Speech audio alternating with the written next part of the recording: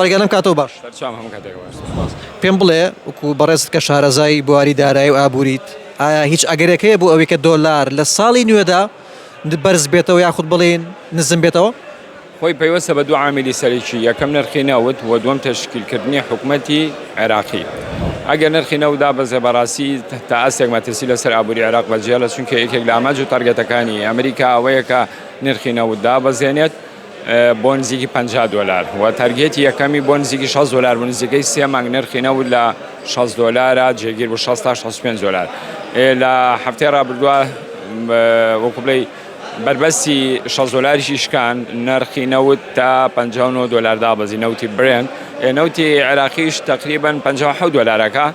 ئەمەش بەڕاستی تۆزێ مەترسی لەسەر ئابووری عێراق بەجێڵە نەکتۆزێ، بەڵکو زۆریش مەترسی لەسەر ئابووری عێراق بەجێڵە، چونکە عێراق تاکە سەرچاوەی داهاتی نەوتە بە ڕێژەی لە 190 هەرچەند بە پێی لێدوانەکانی سۆدانی و ڕاوێژکاری سۆدانی و بانکی مرکزی عێراقی لە هەوڵی ئەوەدان کە دایڤەرسیفای لە ئابووری عێراق بکەن، سەرچاوەی نانەوتی زیاد بکەن بەنسبەی لە 120. بەڵام من پێم وایە بەڕاستی ئەمە لەم هەلومەرجەسە ینی فریای ئابووری عێراق ناکەوێ، ئەبوایە 10 ساڵ لەمە پێش 15 ساڵ لەمە پێش عێراق بیری لە سەرچاوەکانی تر بکردایەوە، چونکە عێراق وڵاتێکی کشتکاڵیە، وڵاتێکی تا ئاستێک مۆهەلە بۆ پیشەسازی و وڵاتێکە شوێنی گەشتیاری زۆر ئەبووە ئەم هینەی بکردا دایڤەرسیفیکیشنی بکردا لە بواری ئابووریا بۆی کە تووشی قەیرانە بێ. بۆیە خاڵی یەکەم پەیوەستە بە نرخی نەوتەوە، نرخی نەوت دابەزێ کوری هێنان دروستە بێت، کە کوری هێنان دروست بوو بەڕاستی ڕاستەوخۆ تەسیرە لەسەر نرخی دۆلار دروستەکە کە ناتوانێت سەپۆرتی دیناری عێراقی بکات بانکی مرکزی. ئەمە لەلایەک و لەلایەکی تریش تشکیلکردنی حکوومەتی ژەمەش زۆر تەسیرەیە، چونکە بەڕاستی لە 100% ئەبێ بە پێی ئەجندا و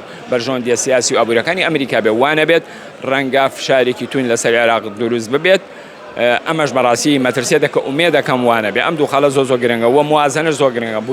بودجەی 2026 ئەگەر پەسەند نەکرێت تاخیر بێ، ئەمەش تا ئاسێک تاسیرێ بە، هەرچەند ئەگەر پرۆژەیاسای موازنەش تاخیریش ببێ ئەتوانێت بە پێی بودجەی 2025 نەفقات و داهاتەکانیان ڕێک بخەنەوە، بەڵام خۆی بۆ خۆی ناڕاستەخۆت تەسیراتێکی کەم لەسەر بەعیدنەری عێراقی دروستەکە. کاک جەبار پێم بڵێ لێسەیە زۆربەی هاوڵاتیان چاویان لەسەر زمانی تۆیە بۆ ئەوەی کە بتوانن، یعنی جاری وایە پێیان خۆشەکە ئەو بڕەپارەی کە هەیەە لە ماڵەوە بیکەن بە دۆلار، یاخود پێشنیاری بەڕێزە چییە؟ ئایا چۆنەڵی ئەو هەنگاوە بنێن جێبەجێ بکەن جێبەجێ نەکەن؟ وەڵی ئوستاز تۆ ناتوانین لە 100% پێشبینیەوە کەی بە هەیدنەری عێراقی چی لێت تا تۆ بە خەڵک بڵێ پارەکانتان چی لێ بکەن. بەڵام من هەمیشەم قسەم کردو لە هەموو دەستگاکانی عەلام ئەم قسەم کردوتومە وەرە دایڤەرسیفای بکە لەو سەرمایە نەختینەی کە هاتۆ هیچ هینێکی پێوە ناکەی، مامەڵەیەکی پێوە ناکەی. تۆ لە ماڵەوە 3-4 ملیۆن دینارێکە داناوە دادناوە، باشە قەی چییەکە ملیۆنێکی کە بە دۆلاری ئەمریکی 2 ملیۆنی بکە بە دۆلاری ئەمریکی، ئەوە کارێکی زۆر باشە. ینی لە ماوەکانی ڕابردووە ئێمە پێشنیارمان بۆ خەڵک کردوتمانە گەر بۆ ئەمە سەرمایی نەختینەت هەیە پاشە کەوتت کردووە بڕۆ زیوی پێ بکڕە، بڕۆ ئاڵتونی پێ بکڕەوە بینی لە بازاڕەکانی بۆرسایە ئەنی زی و ئاڵتون فڕی بەڕاستی.